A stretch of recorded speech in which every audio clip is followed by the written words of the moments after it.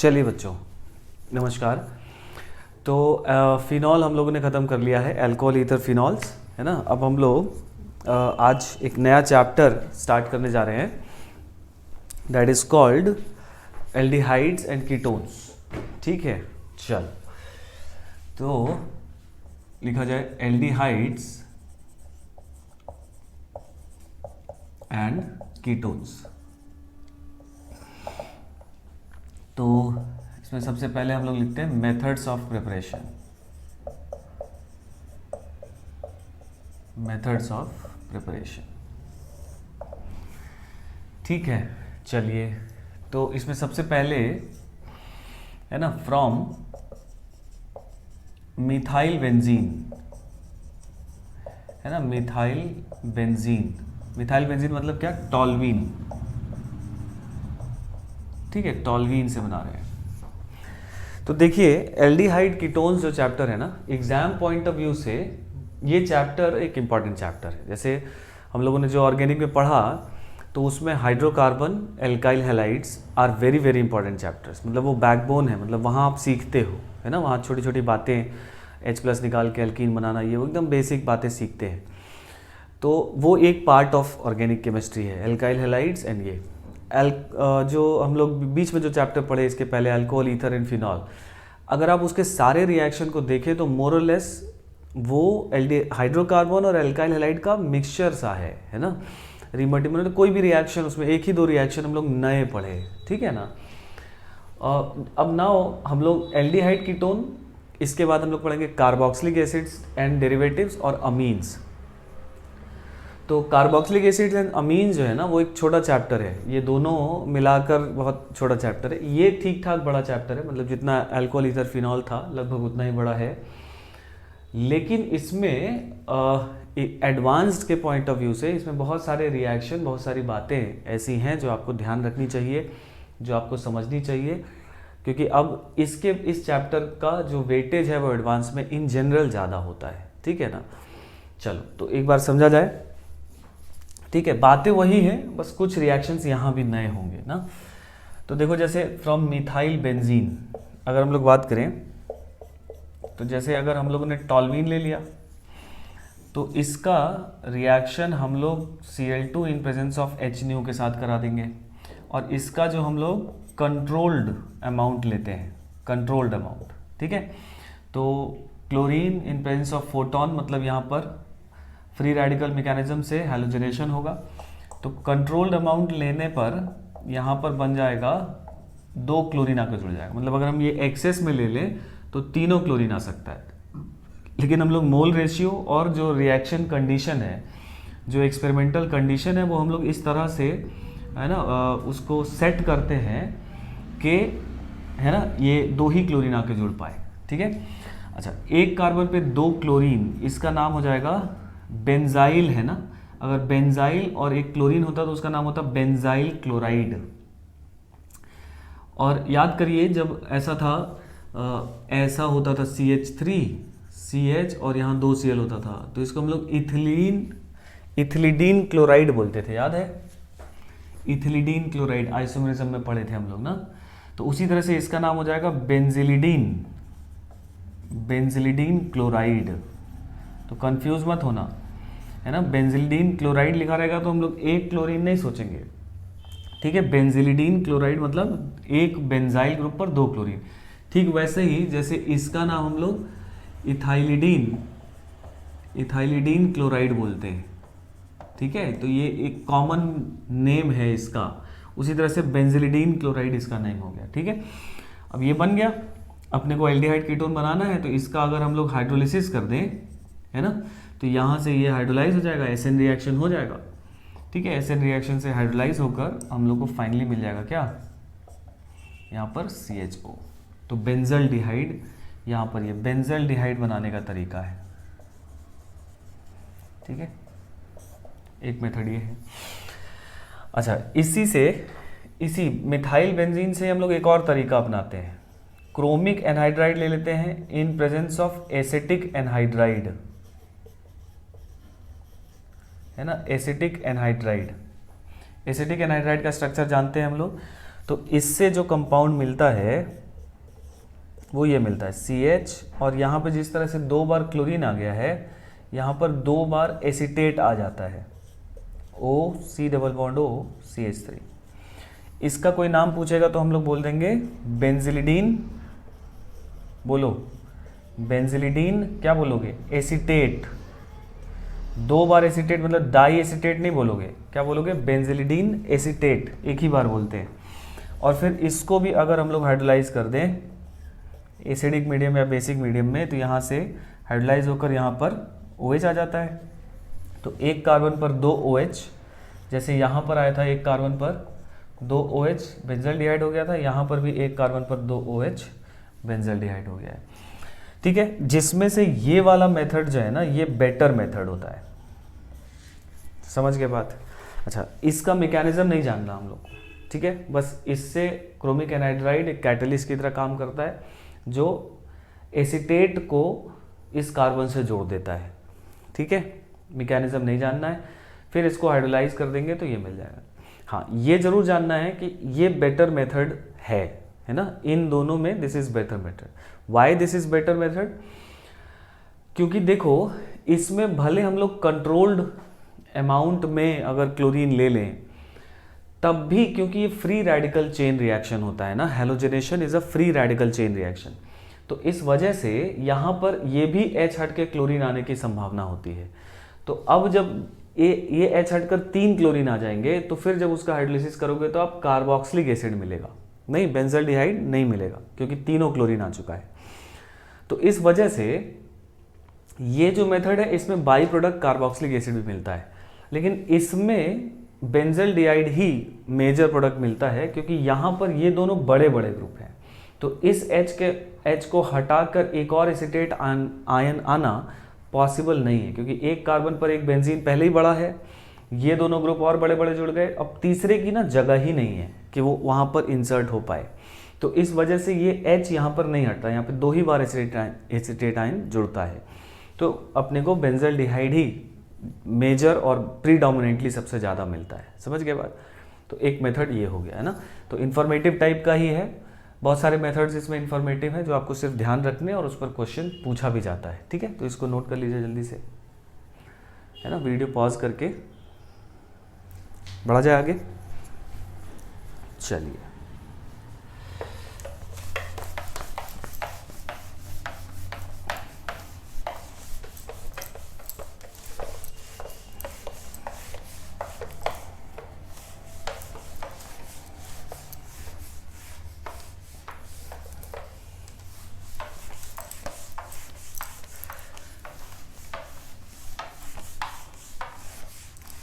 आइए अब आगे बढ़ते हैं सेकेंड मेथड पे।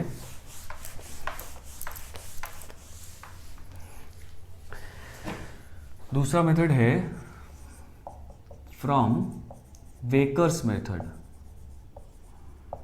ठीक है, वेकर्स मेथड। और वेकर्स मेथड क्या होता है? एल्कीन से बनाया जाता है, एल्डिहाइड और कीटोन, है ना। तो जैसे एक एल्कीन ले लिया, फिर इसका हम लोग ऑक्सीडेशन कराते हैं एयर के प्रेजेंस में ना, मॉइस्चर है और प्लस एयर है, क्या O2 है। कैटलिस्ट के तौर पर हम लोग ले लेते हैं PdCl2 प्लस CuCl2। ठीक है, ये कैटलिस्ट है। तो अब इसमें होता क्या है कि यहाँ पर एक कार्बन पर H है ना, और एक कार्बन हो जाता है ऑक्सीडाइज। ठीक है, एक पर H जुड़ा, एक पर वैलेंसी खाली हुई, तो एक कार्बन पे आ जाता है डबल बॉन्ड O। तो ये बेसिकली ऑक्सीडेशन है, और यहाँ अपने को मिला है एल्डिहाइड, और इनका हो जाता है रिडक्शन। जैसे पैलेडियम यहाँ 0 में चला जाता है और कॉपर +1 में आ जाता है। देखो, अगर आप ध्यान से देखो तो पैलेडियम यहाँ +2 में है, कॉपर भी +2 में है, तो इसका हो गया रिडक्शन, कॉपर का भी हो गया रिडक्शन, और इस कार्बन का हो गया है ऑक्सीडेशन, बिकॉज ऑक्सीजन यहाँ पर जुड़ गया है। ठीक है, मैकेनिज्म इसका भी नहीं जानना है, सिंपल बस एक इंफॉर्मेटिव टाइप है, मेंस टाइप रिएक्शन है ये। मेंस में अगर इंफॉर्मेशन पूछेगा तो इस तरह से पूछ सकता है। ठीक है, तो ये हम लोगों ने लिया था यहाँ पर ईथीन। ठीक है भाई, अगर मान लीजिए हम लोग ईथीन से कोई भी बड़ा एल्कीन अगर ले लें, है ना, ऐसा कुछ ले लिए, और उसका ऑक्सीजन प्लस वाटर के साथ अगर हम लोग सेम रिएजेंट के साथ रिएक्शन कराएं तो अब यहाँ पर एल्डिहाइड नहीं बनेगा, इसी कार्बन पे, मतलब मार्कोनिकॉफ टाइप का सोच सकते हो, इसी कार्बन का ऑक्सीडेशन होगा। तो यहाँ पे मिल जाएगा CH3, C double bond O, यहाँ पर आ जाएगा CH3, मतलब वी विल गेट कीटोन, है ना, मतलब, और यहाँ पर PD और कॉपर +1 में मिलना ही मिलना है, लेकिन इस बार अपने को मिलेगा कीटोन। मतलब अगर आप इथीन से बड़ा कोई एल्कीन ले लेते हैं तो उसमें आपको कीटोन ही मिलेगा, एल्डिहाइड अब नहीं मिलेगा, ठीक है। तो this method is called Wacker's method, ठीक है। फिर एक मेथड है ऑक्सो प्रोसेस, लिखिए बाय ऑक्सो प्रोसेस, ठीक है, ये भी एक इंफॉर्मेटिव मेथड है। देखो ऑक्सो प्रोसेस में क्या होता है, हम लोगों ने एक एल्कीन ले लेते हैं और इस एल्कीन का रिएक्शन हम लोग कार्बन मोनोऑक्साइड प्लस हाइड्रोजन के साथ कराते हैं और कैटलिस्ट के तौर पे ले लेते हैं कोबाल्ट कार्बोनिल, है ना, CO कोबाल्ट, और ये है कार्बोनिल। इसको हाई टेम्परेचर और हाई प्रेशर पर हम लोग इसको हीट करते हैं इस मिक्सचर को। अच्छा, एरो पे कभी कभी कोबाल्ट कार्बोनिल का CO2 CO8 ऐसा भी लिखा रह सकता है, ठीक है, इसकी जगह पे high temperature high pressure. Actually इसमें एक अनपेयर्ड इलेक्ट्रॉन है तो ये डाइमराइज कर जाता है, ठीक है, वो कोऑर्डिनेशन कंपाउंड में हम लोग पढ़ेंगे। तो एक एल्कीन है और उसका हम लोग कार्बन मोनोऑक्साइड प्लस हाइड्रोजन के साथ रिएक्शन कराए in presence of this as catalyst.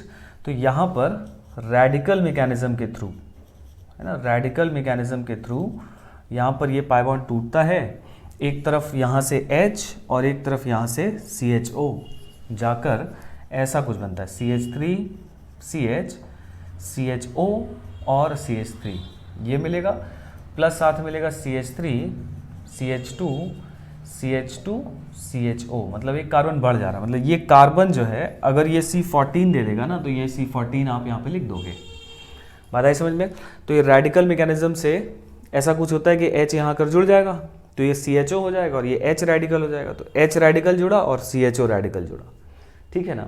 तो इस तरह से एक तरफ H रेडिकल से यहाँ पे बॉन्ड बन जाएगा और एक तरफ CHO से बन जाएगा, तो ये प्लस ये दोनों प्रोडक्ट आपको मिलेंगे, ठीक है। अच्छा, अब पॉइंट ये है कि सर मेजर कौन सा मिलेगा, तो देखो इसमें क्योंकि ये हाई टेम्परेचर रिएक्शन है, तो हाई टेम्परेचर रिएक्शन है तो और रेडिकल मैकेनिज्म है तो आप समझ सकते हैं कि कितना तेज रिएक्शन हो रहा होगा, है ना, क्योंकि यहाँ पर रेडिकल मैकेनिज्म है तो कहीं पे भी रेडिकल बन बन के फटाफट कंबाइन कर रहे होंगे, बन रहा होगा प्रोडक्ट, है ना। तो इतना मेजर माइनर यहाँ पे बहुत बड़ा डोमिनेटिंग फैक्टर नहीं होगा कोई, तो ये दोनों ही प्रोडक्ट आप बना देंगे, समझ के बाद। हाँ, अगर मान लीजिए किसी बेकार से क्वेश्चन में पूछ लिया कि भाई बताओ मेजर कौन है, तो फिर हम लोग यही बताएंगे ना, क्योंकि H रेडिकल यहाँ जुड़ेगा तो ये वाला फिर मेजर हो जाने वाला है, समझ गए, जैसा पहले पढ़े हैं। तो इस मेथड को बोलते हैं हम लोग ऑक्सो प्रोसेस। क्लियर हुआ इतना, नोट कर लीजिए जल्दी से, बढ़ा जाए आगे।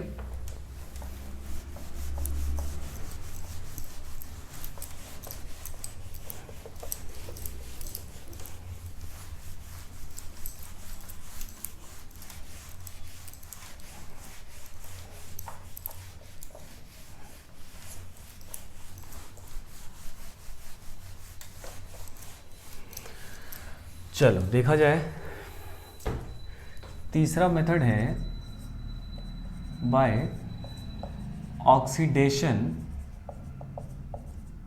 ऑफ एल्कोहल्स,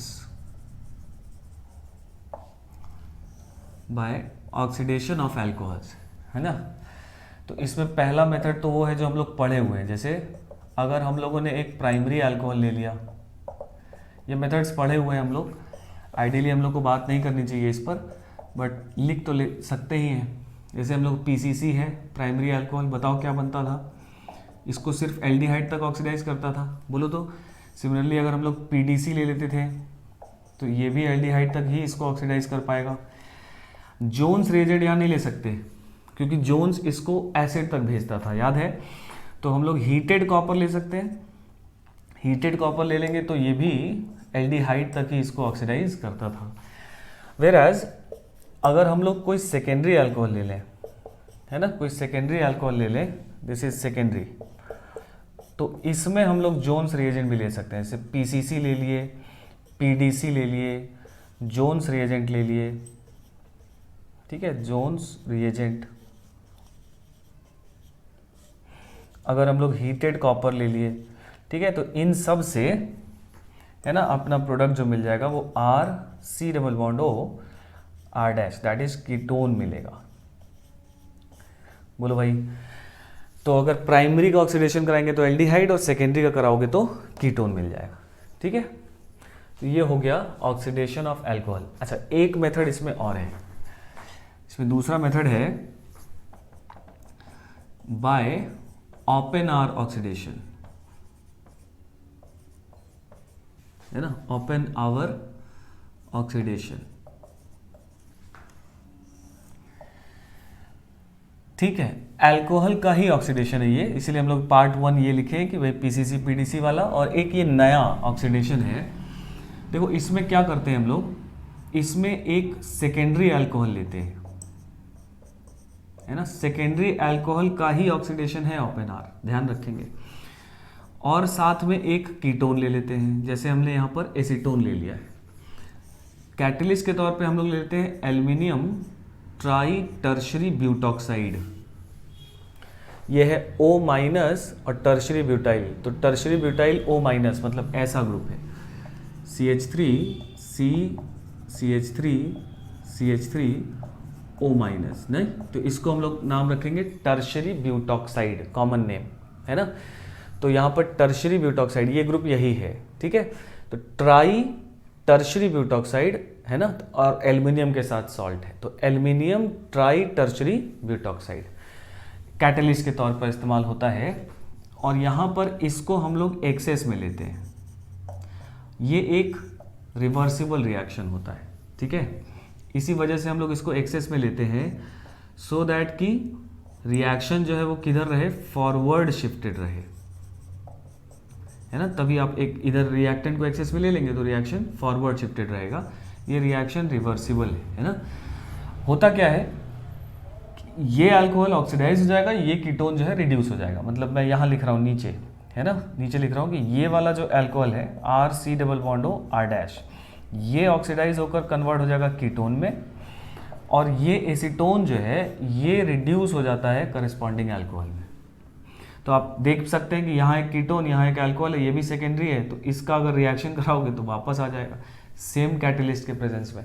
इसलिए अपने को ये वाला क्या रखना पड़ता है एक्सेस में, सो दैट रिएक्शन किधर की तरफ शिफ्ट रहे, फॉरवर्ड शिफ्टेड रहे। बात आई समझ में। तो ये रिएक्शन ध्यान रखिएगा कि प्राइमरी अल्कोहल का नहीं है, सेकेंडरी अल्कोहल का किसी भी कीटोन के साथ इस तरह से रिएक्शन कराएंगे। फिलहाल इस रिएक्शन को आप ध्यान रख सकते हैं या भूल भी सकते हैं अभी, क्योंकि प्रॉपर्टीज में हम लोग इसका मैकेनिज्म भी देखेंगे, ओपन आर ऑक्सीडेशन, और इसके जो रिवर्सिबल रिएक्शन है उसको हम लोग एमपीवी रिडक्शन बोलते हैं, ठीक है। तो उन दोनों का मैकेनिज्म हम लोग देखेंगे, तो वहाँ समझ में आएगा ना, इसका एक मज़ेदार मैकेनिज्म है। यही सब मैकेनिज्म हम लोग को यहाँ पे नया पढ़ना है, ठीक है, एल्डिहाइड कीटोन चैप्टर में। अभी इतनी बात समझ में आ गई। तो ये सेकेंडरी अल्कोहल का है। हाँ, इसमें प्राइमरी अल्कोहल भी ऑक्सीडाइज कर सकते हैं इसमें, है ना, लेकिन उस केस में अपने को यहाँ पर एक बेटर हाइड्राइड एक्सेप्टर लेना पड़ता है, ठीक है। पहले इतना लिख लीजिए, बोर्ड थोड़ा सा खाली हो तो और आगे बात करें। पॉज करके इसको लिखिए, फिर उसके नीचे आगे बढ़ते हैं, ठीक है।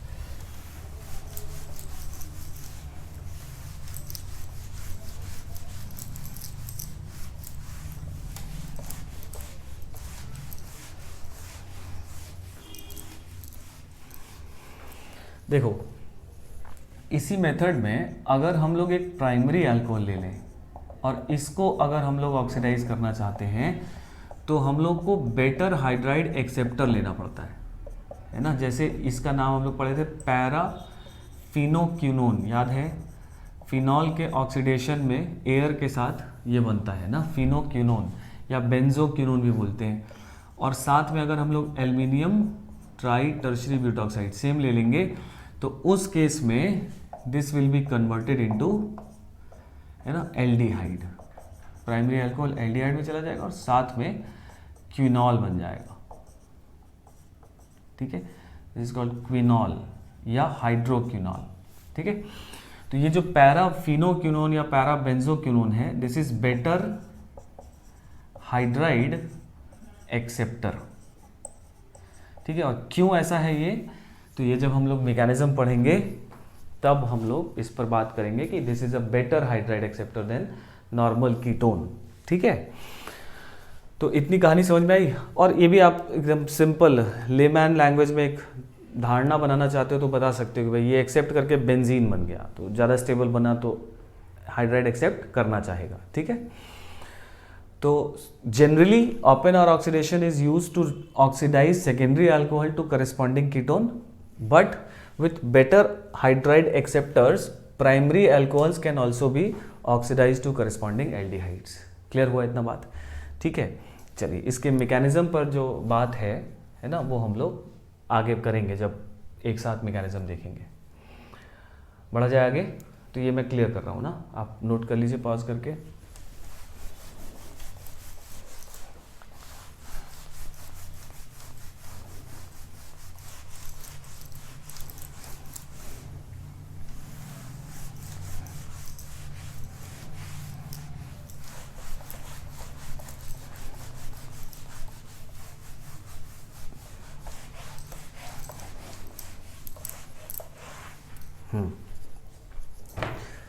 अब लिखिए फिफ्थ मेथड ना, लिखिए ketones using organometallic compounds, organometallic compounds मतलब हम लोग कीटोन्स बना रहे हैं ऑर्गेनोमेटलिक कंपाउंड का इस्तेमाल करके, ठीक है। तो देखो इसमें थोड़ा सा कैच है ना, ये एक कॉन्सेप्ट हो गया। जैसे मान लीजिए कि अगर हम लोग एसिड क्लोराइड ले लें और हम लोगों ने मान लीजिए इसका हम लोग 1 मोल ले लिए, ठीक है, और एरो पर लिख दिया R-MgBr, ठीक है, और यहाँ भी 1 मोल लिख दिया, ठीक है भाई। तो हम लोग क्या करेंगे कि इस R- माइनस का इस पर अटैक कराएंगे, ये बॉन्ड टूटेगा, वापस आएगा, क्लोराइड को करेगा बाहर, दैट मीन्स RC⋅O R' अपने को कीटोन मिलता हुआ दिखाई देगा। और हम लोग ये बना देंगे बिकॉज ये 1 मोल है, ये भी 1 मोल है, तो सर 1 मोल ये बन जाएगा, ठीक है। लेकिन अच्छा ये मैकेनिज्म हम लोग SNAE मैकेनिज्म है ना, ये मैकेनिज्म हम लोग ग्रिग्नार्ड रिएजेंट में पढ़े हैं और इस तरह के रिएक्शंस भी पढ़े हैं, तो हम लोग ये बना देंगे। अब यहाँ पर एक स्टेप हम लोग आगे चल रहे हैं, लेकिन कीटोन एज मेजर प्रोडक्ट अपने को ऑब्टेन नहीं होगा। ग्रिग्नार्ड रिएजेंट फिर से इस पर अटैक करके, और अगर हम लोग सेकेंड स्टेप में फाइनली H+ डाल दें तो RC R' और यहाँ OH, दैट इज फाइनली अपने को अल्कोहल मिल जाएगा, ठीक है। बोले सर यहीं पर जब खत्म हो गया है ग्रिग्नार्ड तो ये बाकी कहाँ से आया, है ना। तो अब यहाँ समझिए बात, ये 1 मोल और ये 1 मोल लिया गया है, मतलब ये Na नंबर ऑफ मॉलिक्यूल्स और ये भी Na नंबर ऑफ मॉलिक्यूल्स लिए गए हैं, ठीक है। होता क्या है कि ये ज़्यादा रिएक्टिव है कीटोन से, ठीक है। तो हम लोग ये सोचेंगे कि भाई इस पर ग्रिग्नार्ड रिएजेंट अटैक करता चला जाएगा, 1 मोल ये इसमें जब कन्वर्ट हो जाएगा तब तक ग्रिग्नार्ड भी खत्म हो जाएगा और रिएक्शन कीटोन पे रुक जाएगा। लेकिन क्योंकि Grignard reagent is one of the powerful reagent, है ना, one of the powerful nucleophile, इसके पास इतनी क्षमता नहीं है कि वो इसके रिएक्टिविटी और इसके रिएक्टिविटी में फ़र्क कर पाए। मतलब क्योंकि ये इतना रिएक्टिव है कि इसके लिए ये और ये दोनों थोड़ा सा कम और थोड़ा सा ज़्यादा वाला फैक्टर है। मतलब ये थोड़ा ज़्यादा रिएक्टिव है, थोड़ा कम रिएक्टिव है। क्योंकि ये बहुत रिएक्टिव है तो ये दोनों पर एकदम सेम, लगभग सेम रेट से रिएक्ट कर सकता है। पता ही समझ में। तो इसका मतलब ये है कि इसका Na नंबर ऑफ मॉलिक्यूल, कुछ मॉलिक्यूल जब इस पर अटैक करेगा और ये बनना शुरू हो जाएगा तो ग्रिग्नार्ड रिएजेंट फिर प्रेफरेबली इस पर नहीं अटैक करेगा, वो दोनों पर अटैक कर सकता है। तो फिर जो बचे हुए ग्रिग्नार्ड रिएजेंट के मॉलिक्यूल्स हैं वो कुछ उस पर कुछ इस पर रिएक्ट करते रहेंगे। तो अपने को जो यील्ड है कीटोन का वो उतना नहीं मिलेगा, क्योंकि यहाँ से फर्दर रिएक्शन आगे बढ़ जाएगा और अल्कोहल भी मिलेगा। बात आ रही है समझ में ना? तो इस वजह से if we want major product as ketone from acyl halide we can not use Grignard reagent. ये कहानी समझ में आई ना? मान लो इसका 10 मॉलिक्यूल है, इसका 10 है, इसके 2 ने इसको इसमें कन्वर्ट कर दिया, तो इसका 2 बन गया, इसका 8 बचा, तो इसका भी 8 बचा, इसका भी 8 बचा। तो अब ऐसा नहीं कि इसका 8 इसके 8 से ही रिएक्ट करेगा, इसका 2 इससे भी रिएक्ट कर जाएगा, ठीक है। फिर 2 इससे रिएक्ट कर गया, इसका 6 बचा, फिर वो 6 में से मान लो 2 रिएक्ट किया, 2 ये बनाया। बात समझ में आ रही है ना? तो कुछ ये बच जाएगा, कुछ ये इसमें कन्वर्ट हो जाएगा, कुछ कीटोन बना रहेगा, मतलब we will get mixture of products, ठीक है ना। तो ग्रिग्नार्ड रिएजेंट को हम लोग इस्तेमाल नहीं कर सकते हैं। तो क्या किया जाए? तो अगर अपने को एसिड क्लोराइड को कन्वर्ट करना है कीटोन में, तो हम लोग इससे कम रिएक्टिव, जैसे हमने ग्रिग्नार्ड रिएजेंट हाईली रिएक्टिव होता है, इससे कम रिएक्टिव जैसे डाई एल्काइल कैडमियम या R2CuLi गिलमेंस रिएजेंट, ये दोनों, क्योंकि इसका इलेक्ट्रोनेगेटिविटी ज़्यादा है मैग्नीशियम की तुलना में, कैडमियम का इलेक्ट्रोनेगेटिविटी मैग्नीशियम की तुलना में ज़्यादा है, तो इस पर नेगेटिव चार्ज कम आएगा।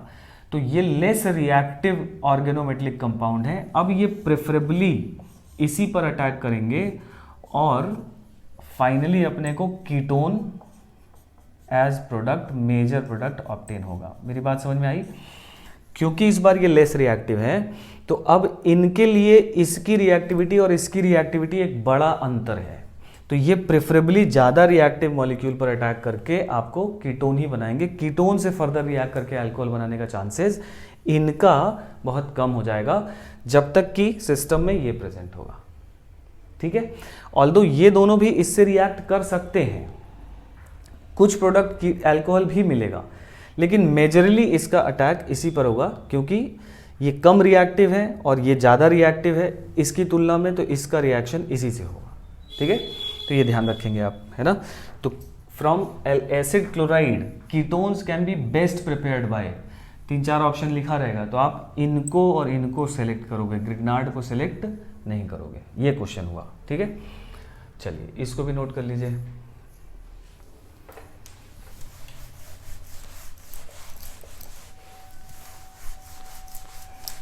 तो आप अगर अब ग्रिग्नार्ड रिएजेंट जहां हम लोग पढ़े हैं, अगर वहां पे पन्ना पलटेंगे तो आप देखेंगे कि हम लोग 1 मोल नहीं लिख रहे थे, हम लोग 1 इक्विवेलेंट लिख रहे थे। 1 इक्विवेलेंट का मतलब कि 1 मॉलिक्यूल से 1 मॉलिक्यूल टाइप की बात है ना, तो हम लोग 1 इक्विवेलेंट वहां पर लिखे हुए हैं, है ना। चलिए फिर नेक्स्ट मेथड लिखा जाए, लिखिए बाय रिडक्शन ऑफ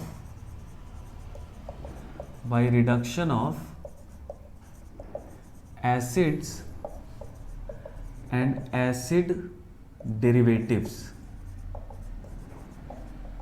ठीक है। By reduction of acids and acid derivatives, इस मेथड को भी देखो, ये भी एक बढ़िया मेथड है।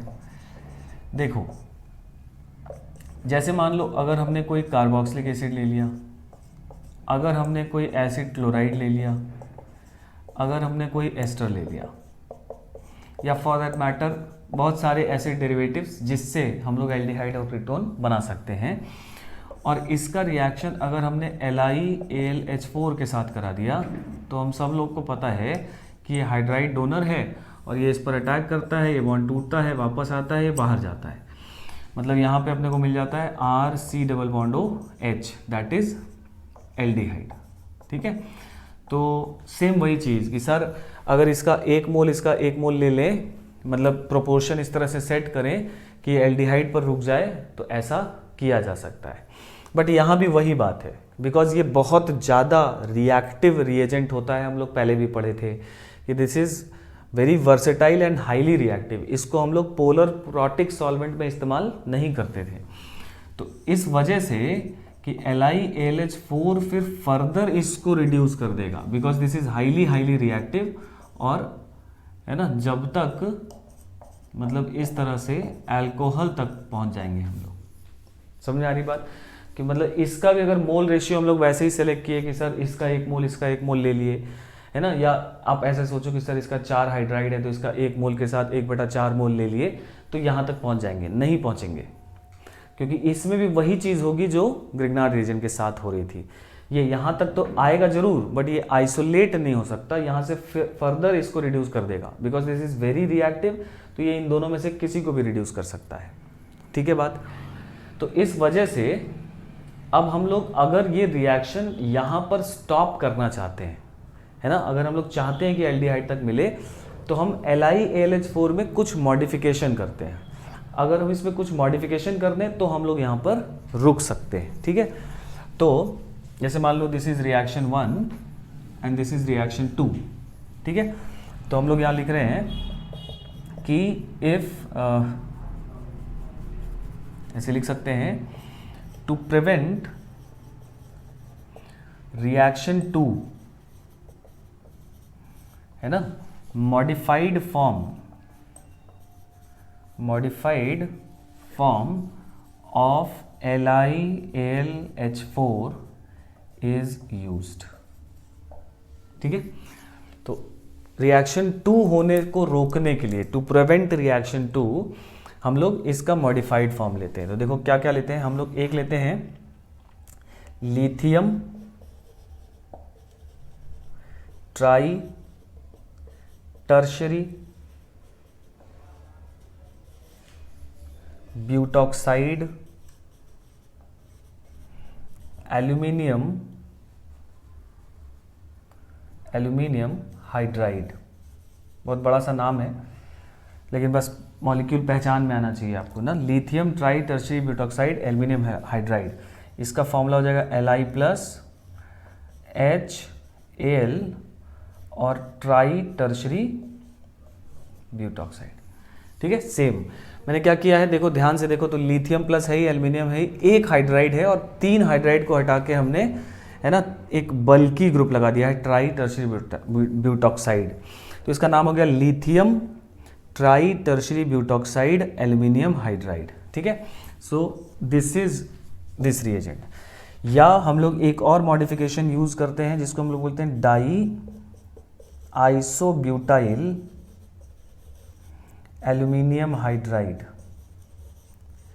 ठीक है, डाई आइसोब्यूटाइल एल्यूमिनियम हाइड्राइड, जिसको शॉर्ट फॉर्म में हम लिखते हैं DiBlH, die isobutyl aluminium hydride, है ना, DiBlH, ठीक है। फेमस रिएजेंट है ये दोनों, और इसका फॉर्मूला ऐसा होता है, कुछ H एल्यूमिनियम जुड़ा रहेगा और इससे 2 आइसोब्यूटाइल ग्रुप जुड़े रहेंगे, ठीक है। तो ये हो गया डाई आइसोब्यूटाइल एल्यूमिनियम हाइड्राइड, ठीक है। तो अगर हम लोग ये दोनों रिएजेंट इस्तेमाल करेंगे इन प्लेस ऑफ LiAlH4, तो रिएक्शन यहाँ पे रुक जाता है, और उसका जो मेन जो रीज़न है कि क्यों रुक जाता है, and that is steric hindrance, कि ये एक ही हाइड्राइड ट्रांसफ़र कर पाता है और बाकी ये मॉलिक्यूल इतना बड़ा है कि ये दूसरा हाइड्राइड, मतलब ऐसा दूसरा मॉलिक्यूल उस इस कंपाउंड पर, एल्डिहाइड पर अटैक नहीं कर पाता है। समझ के बात ना। तो इस वजह से अगर यहाँ पर हम लोग ये दोनों ले लें तो रिएक्शन स्टॉप्स एट एल्डिहाइड, है ना। इसको जल्दी से नोट कर लीजिए, थोड़ा रिएक्शन भी लिख लिया जाए, ठीक है। बढ़ा जाए आगे, लिख लिया है।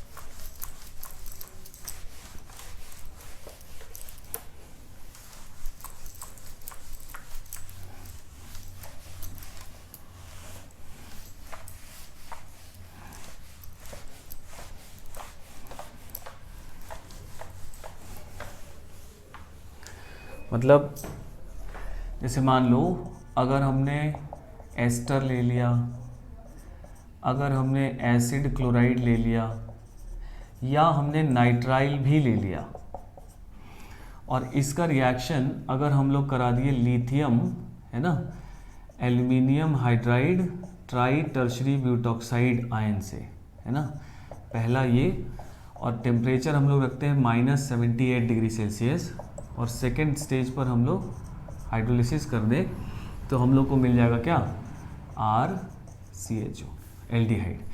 या अगर इन्हीं सबस्ट्रेट का रिएक्शन हम लोग डाइबल एच के साथ करा दें, डाइबल एच। टेम्परेचर यहाँ पर भी हम लोग कितना रखते हैं, -78 डिग्री सेल्सियस।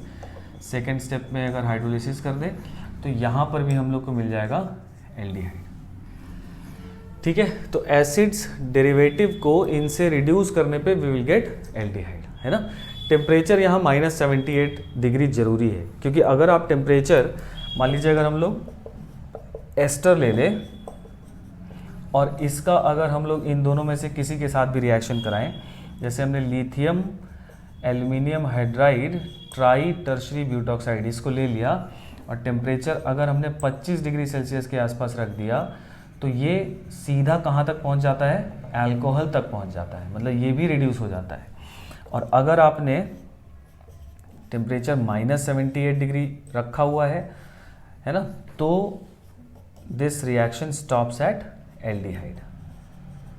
बताइए समझ में, ये इंपॉर्टेंट पॉइंट है। तो टेम्परेचर अगर रूम टेम्परेचर है, नॉर्मल टेम्परेचर है, तो प्राइमरी अल्कोहल मिल जाएगा आपको, ये भी रिड्यूस हो जाएगा यहाँ तक। लेकिन अगर टेम्परेचर बहुत निगेटिव में बहुत कम टेम्परेचर रखा गया है, सो दैट टेम्परेचर कम रखने से मतलब हमने इसकी रिएक्टिविटी, इन दोनों की रिएक्टिविटी बहुत घटा दी है। तो अगर आप रिएक्टिविटी बहुत घटा दिए हैं तो रिएक्शन कहाँ पर स्टॉप हो जाता है, एल्डिहाइड पर। समझ गए इतनी बात? चलिए, तो इसको भी जल्दी से नोट कर लीजिए। रिडक्शन पैटर्न है ये ना, कि कौन कहाँ तक किसको रिड्यूस कर रहा है, बस ये पता होना चाहिए आपको। और इनकी रिएक्टिविटी LiLH4 से कम इसलिए है कि इनके पास हिंड्रेंस क्या है, बहुत ज़्यादा है, इसीलिए रिएक्शन रुक जाता है कहाँ तक, एल्डिहाइड तक ही। चलिए आगे बढ़ा जाए। फिर नेक्स्ट मेथड लिखो, आई थिंक 7th है, लिखो बाय रज़नमंड्स रिडक्शन। ठीक है, रज़नमंड्स रिडक्शन। और रज़नमंड रिडक्शन से हम लोग बनाते हैं क्या, एल्डिहाइड बनाने का तरीका है ना। तो इसमें हम लोग क्या करते हैं, एसिड क्लोराइड ले लेते हैं और एक हम लोग लिंडलर्स कैटलिस्ट पढ़े थे ना, याद है, H2PdBSO4 है ना, this is what, Lindlar's catalyst. तो ये वही है, लिंडलर्स कैटलिस्ट लेकर अगर हम लोग एसिड क्लोराइड का रिडक्शन कराते हैं तो हम लोग को एल्डिहाइड मिलता है। ठीक है, अगर यहीं पर आप एल्काइन ले लेंगे तो एल्कीन मिलता था, सिस मिलता था। एसिड क्लोराइड ले लेंगे तो यहाँ पर आपको क्या मिल जाएगा, एल्डिहाइड मिल जाएगा। So this is called Rosenmund's reduction. Similarly एक रिडक्शन है स्टीफेंस रिडक्शन। स्टीफेंसन्स बोलते हैं या स्टीफेंस रिडक्शन, दोनों सेम बात है, नहीं, स्टीफेंस रिडक्शन। और इससे भी हम लोग क्या बनाते हैं, एल्डिहाइड ही बनाते हैं। तो देखो इसमें क्या करते हैं हम लोग, ये नाइट्राइल लिया जाता है यहाँ पर, और नाइट्राइल का रिडक्शन कराया जाता है किसके साथ, SnCl2 in presence of HCl। ठीक है, ये रिड्यूसिंग एजेंट की तरह काम कर रहा है। तो यहाँ पर मिल जाता है RCH डबल बॉन्ड NH, और इसको बोला जाता है इमीन। अगर आपको ध्यान हो तो बोलो भाई, पढ़े थे ना, कार्बन नाइट्रोजन सिंगल बॉन्ड तो अमीन और डबल बॉन्ड तो इमीन, है ना। और फिर इस इमीन का अगर हाइड्रोलिसिस करा दें तो ये बॉन्ड हाइड्रोलाइज हो जाएगा, ये ज़्यादा इलेक्ट्रोनेगेटिव है, यहाँ HH आएगा, यहाँ OH आएगा, तो ये बन जाएगा RCHO, दैट इज एल्डिहाइड। ठीक है, ये है स्टीफेंसन्स रिडक्शन या स्टीफेंस रिडक्शन। ठीक है, इसका मैकेनिज्म हम लोग पढ़ना है। ठीक है, इसका मैकेनिज्म समझ लेते हैं। मेंस के लिए तो इतना बहुत है, एडवांस के लिए एक बार समझ लिया जाए। तो इसको जल्दी से नोट करो, इसका मैकेनिज्म देख लिया जाए। क्लियर करें?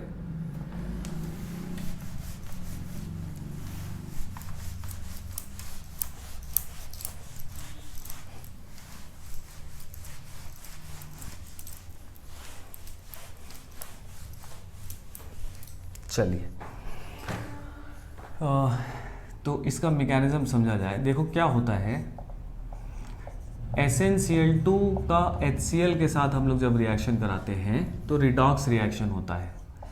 ये SnCl4 में चला जाता है और दो नेसेंट हाइड्रोजन जो है यहाँ पर प्रोड्यूस होते हैं ना, ये +2 से चला गया है +4 में, ठीक है, और 2 नेसेंट हाइड्रोजन अपने को प्रोड्यूस हुए हैं।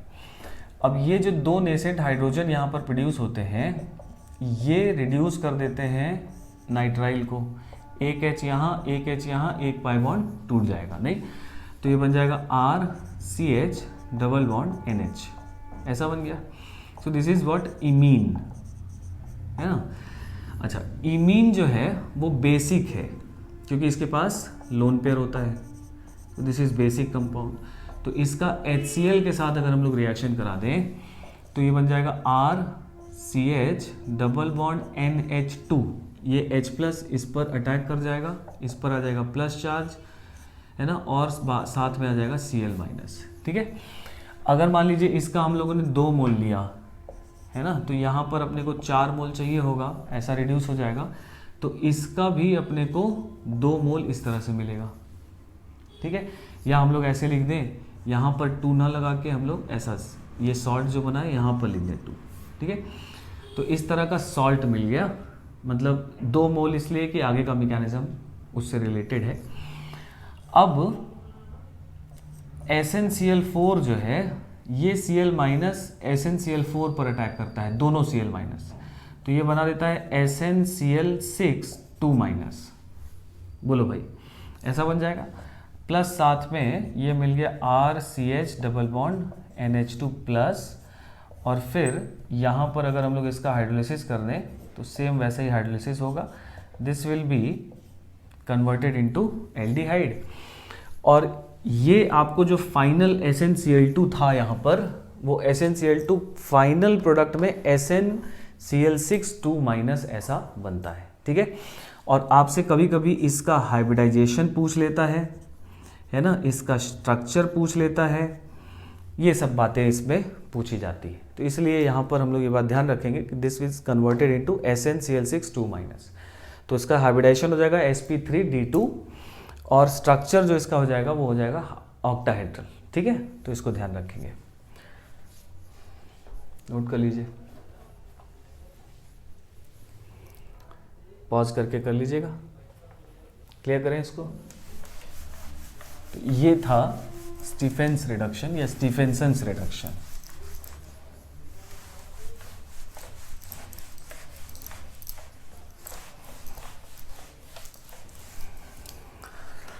फिर देखो नेक्स्ट मेथड लिखिए, by dry distillation, by dry distillation of calcium salt of carboxylic acids.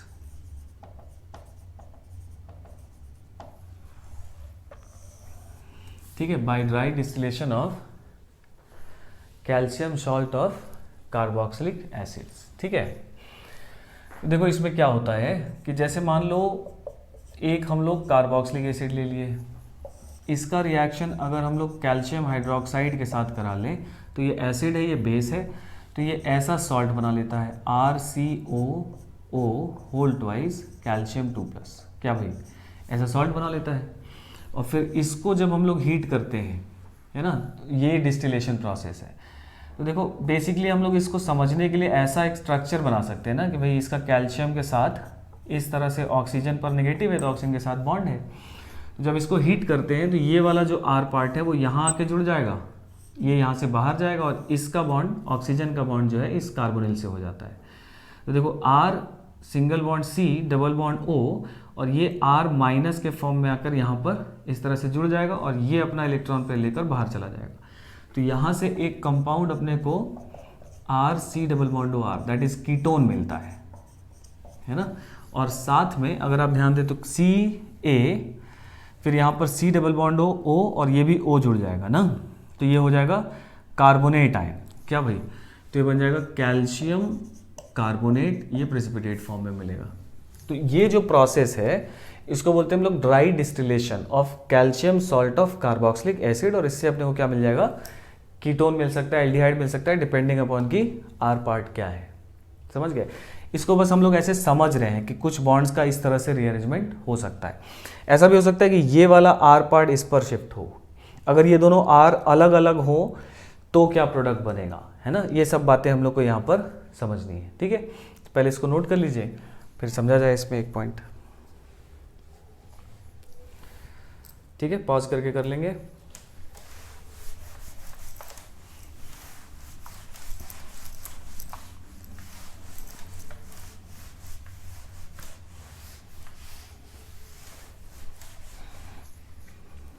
देखो जैसे मान लो अगर ऐसा क्वेश्चन आ गया ना, R C double bond O C A O C double bond O R dash, और इसका ड्राई डिस्टिलेशन लिखा है, तो चाहे आप इस आर डैश को इधर ले जाओ चाहे इस आर को इधर ले आओ, बात सेम है।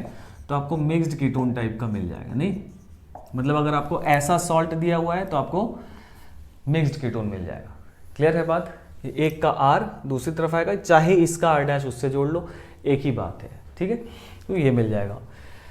तो इसी तर्ज पर अगर एक सवाल किया जाए कि भाई मान लो अपने पास HCOH फॉर्मिक एसिड है, प्लस मान लीजिए अपने पास एसिटिक एसिड है, इसका रिएक्शन अगर हम लोग कैल्शियम हाइड्रोक्साइड के साथ करा दें, यहाँ पर अपने को सॉल्ट्स मिलेंगे, और फिर इसका ड्राई डिस्टिलेशन करा दें, और आपसे पूछा जाए नंबर ऑफ, है ना, ऑर्गेनिक प्रोडक्ट्स, है ना, कितना बनेगा। जरा इसको एक बार ट्राई कीजिए, ठीक है। पॉज करके करिए, हो गया होगा। तो देखो ये मिक्सचर ऑफ एसिड है और कैल्शियम, तो आपके पास जो सॉल्ट्स मिलेगा वो सॉल्ट वैरायटी ऑफ सॉल्ट होगा। एक तो फॉर्मिक एसिड के साथ मिल जाएगा, एक मिल जाएगा मिक्स्ड सॉल्ट भी मिल जाएगा कि 1 मोल, है ना, कार्बोक्सिलिक फॉर्मिक एसिड और एक एसिडिक एसिड, और एक सॉल्ट मिल जाएगा एसिटिक एसिड के साथ भी। बोलो भाई। तो सॉल्ट्स जो है वो मिक्सचर ऑफ सॉल्ट्स मिलेंगे अपने को। तो यहाँ से जो प्रोडक्ट अपने को मिलेगा, यहाँ से मिलेगा फॉर्मल्डिहाइड, यहाँ से मिलेगा, चाहे ये हाइड्राइड इधर शिफ्ट कर लो चाहे ये कर लो, मिलना एक ही प्रोडक्ट है, तो वो मिल जाएगा एसिटल्डिहाइड। और यहाँ से अगर हम लोग इसको यहाँ पर शिफ्ट करेंगे तो ये मिल जाएगा CH3C double bond O CH3। मतलब यहाँ पर अपने को 3 प्रोडक्ट मिलते हुए दिखाई दे रहे हैं। आई कहानी समझ में। तो नंबर ऑफ ऑर्गेनिक प्रोडक्ट्स 3, है ना। तो इस तरह के क्वेश्चंस यहाँ पर पूछे जाते हैं, ठीक है। चलिए, तो इसमें 1-2 मेथड जस्ट और बचा हुआ है ना, उसको हम लोग नेक्स्ट क्लास में करते हैं डिस्कस। तब तक आप अपना पुराने चैप्टर्स के सारा जो जितना भी असाइनमेंट है वो सब खत्म करते रहिए, ठीक है भाई। चलिए, नमस्कार।